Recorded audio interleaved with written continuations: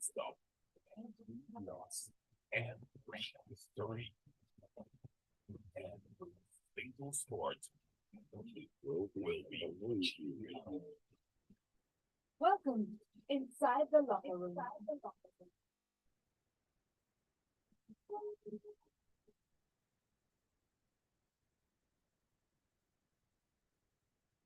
Good morning, you're welcome. This is the Locker Room on Smooth 98.1 FM, and Tega Onojiafe is in the locker room for the postmortem, and then for the banters, and then for the laughter. Try your best. If it doesn't make you feel good, if we laugh at you today about your team's performance over the weekend. Good morning, Tega.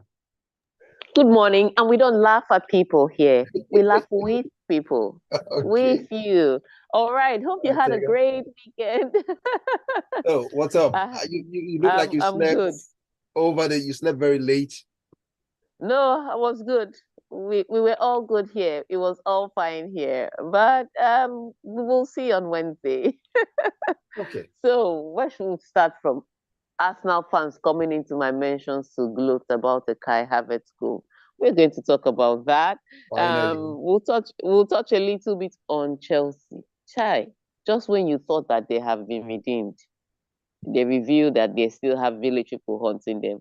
We'll touch a little bit on that. And then, of course, we'll talk about the rivalry in Italy. Inter Milan took on Juventus, how that ended. And of course, the Davis Cup, and that the F1 season is wrapped up. And so for people like me, we will not be seeing Lewis Hamilton's beautiful face every other weekend. On that note, Omatseye, can you tell us how can we be a part of the locker room this morning? Because I want phone calls, I want WhatsApp messages, I want YouTube messages. Bring the energy. So first, to be part of the conversation, you could send us a WhatsApp message onto 0809-444-0981 will be where we read your WhatsApp messages in response to any of the sporting stories. Then you can also give the princess a call on 01448-9981 will be where you can get the calls coming this morning. But we'll tell you when to call us. We'll tell you when. So save the number for now, 01448-9981. Then you can also, preside over the YouTube affairs like of the LKs of this world and the others we see there. Just go over to youtube.com/smooth981FM Lagos. Subscribe to our YouTube channel, give us a like, leave your comments there, we can see them. So that's it. Tega, where do we begin from? All right. Yeah, before we take the headlines, let's talk flag football. So the playoffs have started. I've not seen you for there. You remember that the grounds Meadow Hall in Lekki. So the playoffs have started full swing. And 2 games were played this weekend. So we also hope to have 2 more games next weekend, and then the semifinals, and then the grand finale. And boy, will it be grand! So yesterday it was Lagos Rebels taking on Panthers Sports, and Lagos Rebels won that game by 22 points to 18.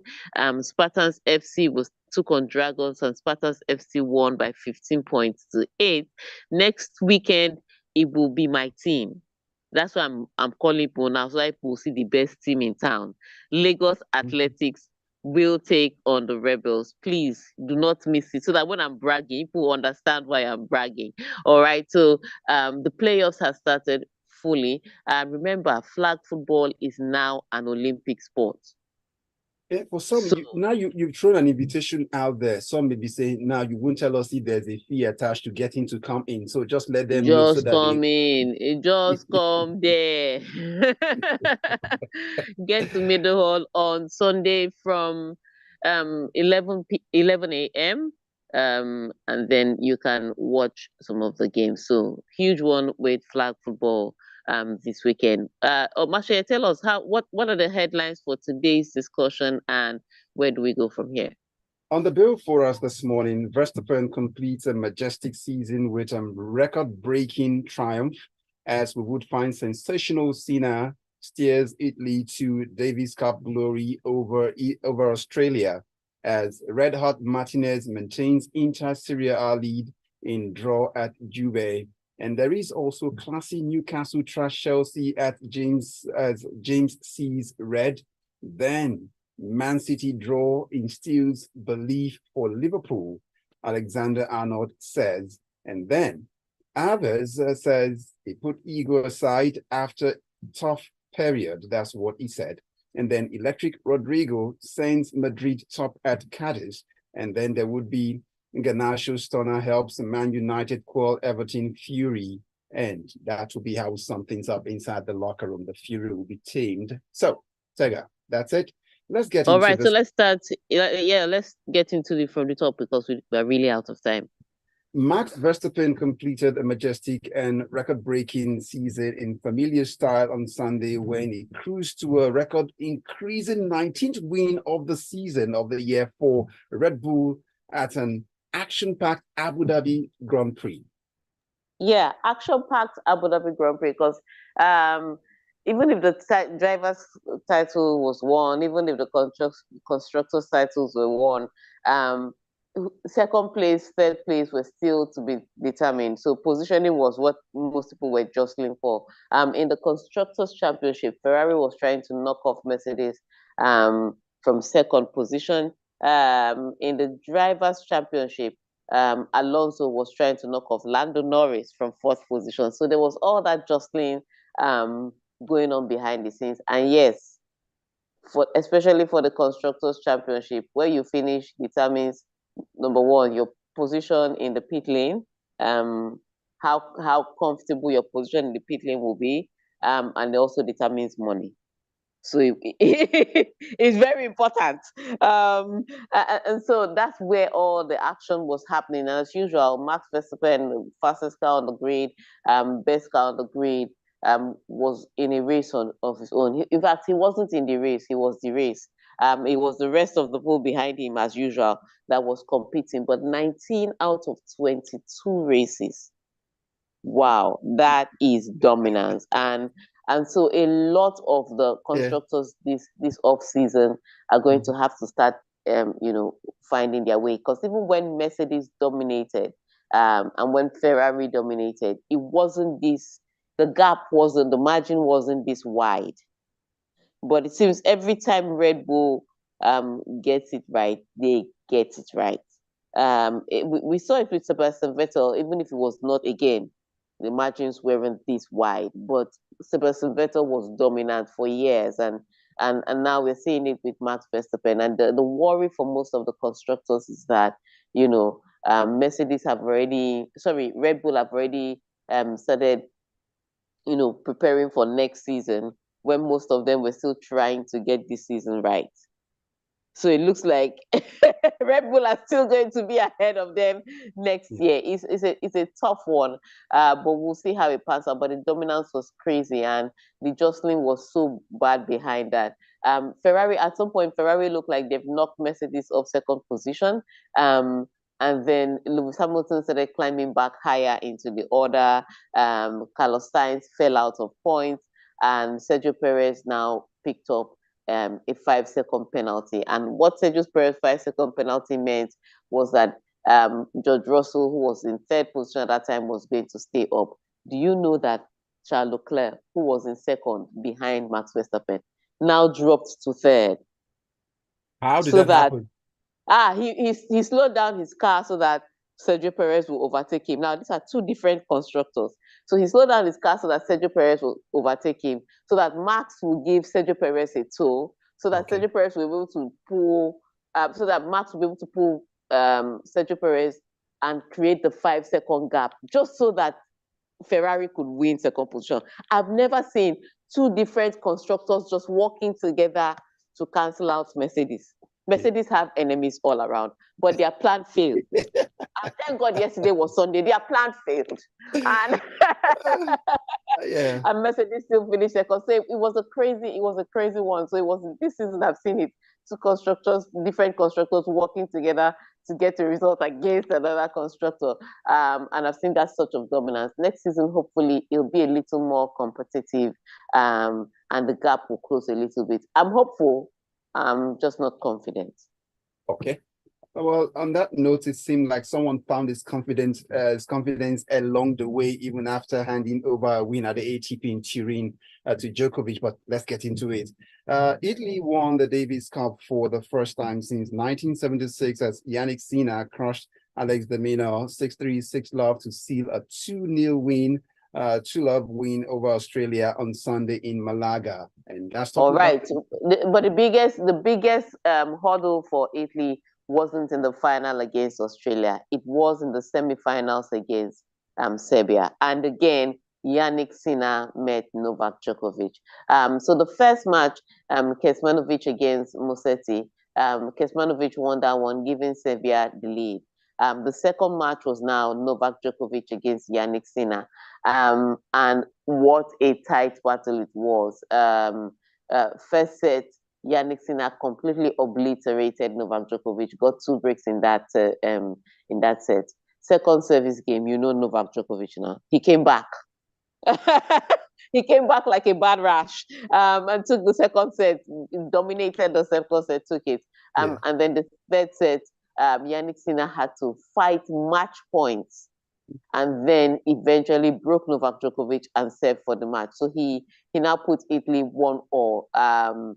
And then the doubles was going to decide it. And again, Yannick Sinner wasn't supposed to play the doubles. He was like, if Novak Djokovic is playing the doubles for Serbia, I am going to play the doubles for Italy. And so there were changes. So he came in to play the doubles for Italy. And he beat Novak Djokovic again in the doubles, this time in straight sets. So that was how good it was. That was the biggest hurdle. Australia wasn't as much a competition, not because they didn't put up a fight, but because Italy just had weapons in their in their arsenal. So it was a tough one, but yes, congratulations to Italy. First one in 47 years. 47 whole years. Congratulations. They came home at last finally for them. Yeah. Okay, let's go to Lautaro Martinez ensured that Inter Milan kept hold of their 2 points lead at the top of Serie A as they struck in Sunday's scrappy 1-1 draw at the closest rivals, Juventus. All right. So, you say scrappy, but you also say exciting because this was a fantastic one. Juve came up against Inter Milan and they showed no respect or no fear. They're like, yeah, you're sitting at the top of the table, but you may be sitting there out of good circumstance. And they really played the game with confidence. They took the game to Inter Milan, created chances. Unfortunately, couldn't bury a lot more of the chances that they created, especially in the first half, and then scored a goal. I was like, yes, Juventus is really going to do it. But Inter Milan fought back. And then from then on out, Inter Milan kind of dominated. And yes, there were starts and there were stops. So of course, they are playing in Italian Serie A. Somebody's going to shove somebody. Somebody's going to kick somebody. And this weekend was supposed to be violence against women's weekend. That's why you saw the color on the faces. They put those red color on the faces because it's violence against women, but they were violent on the pitch against each other. Both team really went for it. Unfortunately, neither team could come out of, and it ended up in a draw, which meant that Inter Milan still stayed above Juventus. AC Milan also had a good weekend. They won their match against Fiorentina. Roma had an interesting weekend because at some point they looked like they were struggling against Udinese. Then they scored 2 quick goals to win their match by 3-1. And then Mazzari started with a win for Napoli. Osimhen playing brilliantly in that one. So all the big boys kind of won in Italy this weekend. So no real changes at the top. Okay, it's always lonely at the top. That's why there were no changes, Tega. So let's Tega, see, you started this already. If you go to the YouTube channel right now and see what's happening there, you can't even separate. You can't even be an umpire. Just read one message and then we'll go on a quick break. And when we come back, we are going to England because I know. All right. So I'll take the shortest one there. Ibrahim Hassan. I see Ibrahim Hassan. I see Thelma Momo, Ogun. I see LK Adirugba, Ibrahim Hassan, and then Adefemi is there. But we'll get back to it. Ibrahim Hassan. Tega, I have not seen you at the games Good morning. Tega, tell them what you will see you spotting so they can identify you. They pass you several times, they may not know. So you know, I used to wear church clothes to go there because it's from service to that place. So when Okay. you see one mommy Gio, that's me. Tega. All right, so That's a quick me. one. Quick one. We'd like you to know that you can get a call across when we get back on 014489981. That's for calls only. We'll tell you when to give us a call. And then we can also read your WhatsApp messages on 0809 4440981. Or you can be like those on our YouTube page already. Subscribe to our YouTube channel and then give us a thumbs up. Leave your comment there. We can see them just like we see the ones there already. Smooth FM. Just look for youtube.com/smooth 981 FM Lagos. Then you're good to go. We'll be back shortly.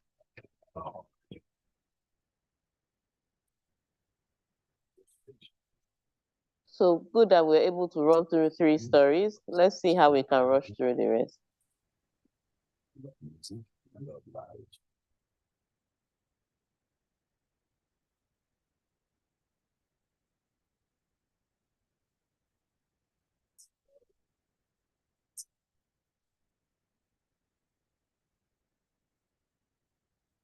What does future forward banking mean to you? Speed, innovation, convenience, lifestyle goals, or just simply getting service that is designed just for you? Yeah, we thought you might like all of that and more. That is why we specially created Providence Bank for you to take care of your daily experiences. At Providence Bank, we believe that banking should be all about you and your business and how to get you to the next level. If you do not already have a Providence Bank account, please speak with our business concierge on 0700 77 684 Hello, Tega. 387 or email Tega. businessconcierge@providence.bank.com to switch to a future banking experience. You've got I can messages. hear you. Are you still going to get calls in? Future. Let's just start with the stories and see how much we can run through before we start thinking calls. When we come back, we're going to messages, right? Yes, when we come back, let's read 2 messages from WhatsApp, 2 messages from YouTube that concern football or not that concern. Okay. Noted. No, we read 2 messages from WhatsApp, then we go to the stories, and then we'll come back to YouTube and. Okay. 2 messages from WhatsApp, then we'll go to WhatsApp. Okay. Yeah. All right. Noted. Talk to you shortly. Today, eat for good. One expect the offer mind blowing hyper bonus. It's an accumulator bet, and they want your win to take up with our 1000% bonus. Now, so 1000%. So, what do you wait for? Visit onexpert.ng to use promo code Hyper Nigeria to get 300% bonus up to 189,218 naira and take advantage of the hyper bonus from one expert.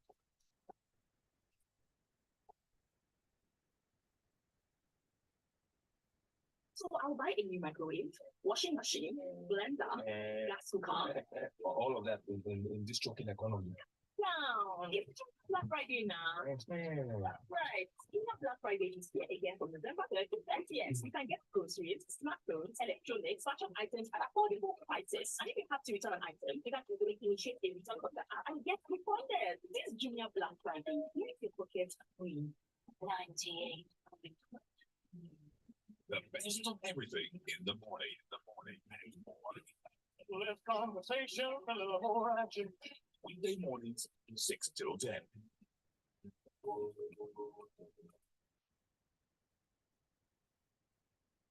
We're Smooth 98.1 FM. It's still the locker room, and Tega Onojiafe is still with me, and we're back, ready to go. Let's go over to our WhatsApp platform to pick up messages waiting already. Now, Emeka from Amuwo would leave this one here. The elephant is back and sitting lonely at the top. I have been playing Ashake's lonely at the top since yesterday. As for Chelsea, they are a team that takes 1 step forward and 10 steps backwards. They made so much noise after they drew Man City, only for Newcastle to bring them back to a default setting. I'm so happy my neighborhood is back to its quiet state. They will stay that way for that long. AY from Oniru leaves us a message here this morning, and it goes, well, with the way the Premier League is going now, I can confidently say that there will be no top 4 finish for Chelsea in the next 4 years. That's a prediction coming from AY from Oniru Tega. Now I go back to YouTube. Oh no, I think let's quickly touch on the stories that they are, so that do you understand? Let's just touch on the stories. Yeah. That takes us to this next one. Newcastle United striker Alexander Isak netted on his return from injury, while 2 quick fire second half goals and a late Anthony Gordon strike gave the Magpies 4-1 Premier League win over 10-man Chelsea at St. James's Park on Saturday. And before you start to say it was the red card that caused it, the red card came later. Things were bad before they got bad. Newcastle had already shown that this is who we are. We are the new money people in town. Okay. And so it was supposed to. It was set up to be an interesting one. You know, Chelsea coming back around the bend, or so a lot of people thought. And then Newcastle, a team that could deliver great results on their day. So it was set up for 2 money bags to just fight. You know, rich people were fighting, so everybody was watching. And it started out brilliantly, like it was going to be a good tussle. You know, Newcastle scoring, Chelsea equalizing. Or was it Chelsea scoring, Newcastle equalizing? By the by, it was 1-1, and it was a battle. You know, end-to-end stuff. Both teams taking it to each other, and you have to remember Newcastle was struggling with injury. So Isak was when he came back on the pitch. He was coming back from an injury, but it was even questionable how he was going to fit in, whether he was going to be match rusty. He wasn't. His match instincts were sharp for him to get through the Chelsea defense and get the ball in the back of the net. So it looked brilliant until, you know, Newcastle scored a goal, and then in the twinkle of an eye, mistake in the back of Chelsea. It was Thiago Silva that mistakenly just passed the ball 2 shots back to his goalkeeper. And Joe Linton was like, that looks good. Thank you, Baba. And then he scored the 3rd goal. That was what really turned it around for Chelsea. So it was a horrible day, a day they would want to forget very quickly. Defensively, they were questionable. Going forward, they still couldn't seem to put the ball in the back of the net, and it just looked like Chelsea at the start of the season. But I don't think that this is Chelsea returning to factory setting. I think this was just a blip, and I think that they can bounce back with another good result next week. But yes, this was a tough pill to swallow, and Newcastle really dealt with them on this note. Well, AY, if you're listening from Oniru, you got it there coming for you. So let's go. Liverpool vice-captain Trent Alexander-Arnold wants his side to grab all 3 points when they take on their opponent. But given Manchester City's form at home, the right back said Saturday's 1-1 draw is a step in the right direction. At all, as they say. I completely agree with him. So Manchester City have now dropped 2 points against Chelsea because they conceded too many goals. They've dropped points again against Liverpool because, again, they are vulnerable defensively. And then remember, they lost to Arsenal. So this is not the same Manchester City of last season. This Manchester City is a bit more vulnerable, and teams are looking at them and thinking we can get points from these matches. Because you look at this Manchester City side, and I think it's a huge struggle, because you know the way Manchester City plays, sometimes you don't know which players are struggling. But I've noticed in recent games that Rodri and especially Ruben Diaz have made errors, critical errors. Sometimes they have paid for it, sometimes they haven't paid for it. And for those 2 guys who are the spine of the Manchester City defense, one in midfield and one in central defense, to be struggling with form, it means that Manchester City will be struggling with form. And yes, you can say Liverpool are a good team, so it was understandable that they got a draw. But as a Manchester City coach, you have to think about it. Your side last season against top opposition was almost dominant. They got the results anyway. But this season, they seem to be dropping points left, right, and center, almost like they are giving away Christmas bonanza. And so it's something that I'm sure would worry Pep Guardiola. And he can complain about, disrespect that Nunes showed to him at the end of the match. But, Oga, if you won your match, Nunes would have been crying and in his locker room. Nunes was only able to do that because he got the points at your home ground. So I think that's what it is. It's that the Manchester City midfield spine is struggling, and that Kevin De Bruyne is out, Rodri and Ruben Dias are struggling with form, and so because that spine is struggling, they are not as dominant as they were last season. But the thing about Manchester City, they can be behind towards the end of the season, and before you know it, they finish with a great run at the end of the season and come back and win the title. So it's up to the other people around them, the Arsenals, the Liverpools, to make sure that this season Manchester City does not pull a comeback. It's up to you people. Last season is still fresh in the minds of Arsenal, where they were. The elephant fell from the tree in Yakata. Before Christmas, they were there. And then, anyway, we go on. We move. Let's go to Kai Havertz at this moment, where it is stating Kai Havertz has had to bury his ego and he's reaping the reward of his hard work following a testing start to life at Arsenal. The German forward said after sending the North London club to the top of the Premier League with a 1-0 victory at Brentford. It's so interesting that Arsenal was looking for a goal desperately against Brentford, and it was Kai Havertz, of all people, the guy who has not had form for club or country, that delivered the goods for Arsenal last minute. I would say this, Arsenal did not inspire hope, and Arsenal does this a lot. They got away with it on Saturday, but they do this a lot. So Manchester City and Liverpool draw, which means that Arsenal have the opportunity to go top. And they come into a game against Brentford, and they don't come in with urgency or intensity. They are building slowly into the game, and they do it. I've seen it oftentimes when they have the opportunity to either qualify for a final or to go top of the table. That's the game that Arsenal will not play well for some strange reason. And they did it again against Brentford. They built slowly into the game. Gradually, they came into the game. They created chances. But Brentford was able to answer every question that Arsenal asked. Up until the moment they showed Kai Havertz warming up on the side of the pitch. It came in like a brilliant movie. First of all, they showed him warming up on the side of the pitch, and then they showed him getting substituted onto the pitch, and then that cross comes, and Kai Havertz is the only guy in position to just nod the ball into the back of the net that late in the match. It was a huge goal, and of course, it meant Arsenal, the elephant is back at the top of the table for this weekend. It was a brilliant one, but again, Arteta would have to ask himself why his teams start like that during crucial matches. But all in all is well that ends well. Arsenal got all 3 points on the day. They're top of the table. Tottenham lost yesterday to Aston Villa. So the form that Tottenham started with, they're now going to their real position. They are falling back to their real position now. Yes, they are who they think they are. Then let's move on. They are, exactly. So Rodrigo sent Real Madrid provisionally top of La Liga with 2 goals and a comfortable 3-0 win at Cadiz on Sunday.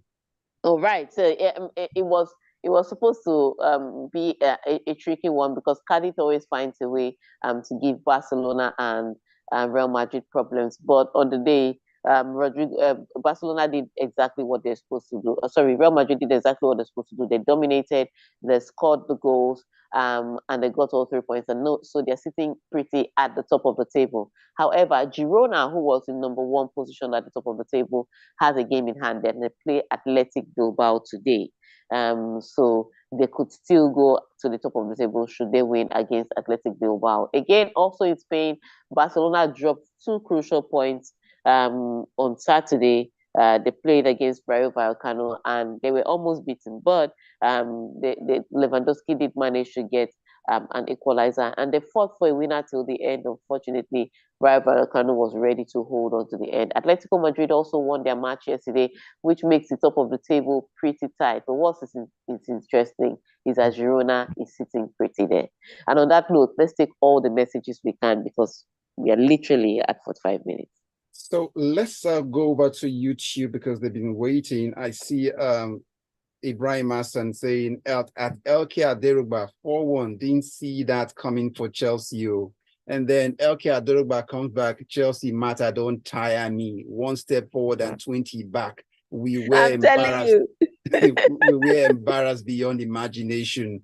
And that they go back and forth. LK Aderugba and Hassan, I think they're going to have a convo somewhere. Yeah, that's a Chelsea. That's a Chelsea Arsenal derby. We can leave them to continue. Let's take other messages too.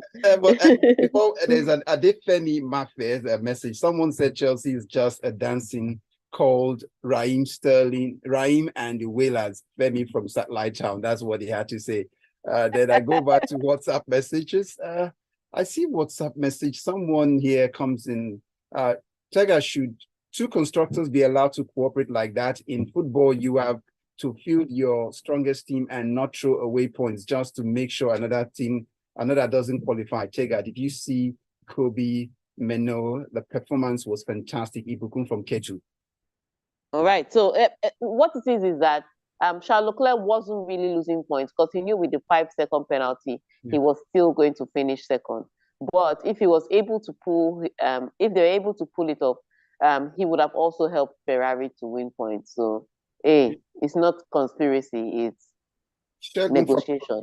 With the message here for you, says, and Chelsea being involved in at least 4 goals results for the 3 games in a row, but they forgot that to be 4-1 is to be 4 Shegun from Ikoru. That's the final message. I like that. To be 4-1 is to be 4 armed. All right. On that note, thank you for sending us all your messages. We hope to be back with you on Wednesday. As you can hear, I came down with something. But thank you for sending all your messages into the locker room. Thank you for listening to us. Thank you for watching us on YouTube. So we're back on Wednesday with more stories and more laughter. Thank you, Omatseye. And Tega, whatever you do, always remember you need to aspire. Bye-bye. It's a wrap. My name is Omatseye Atsenuwa. Good morning.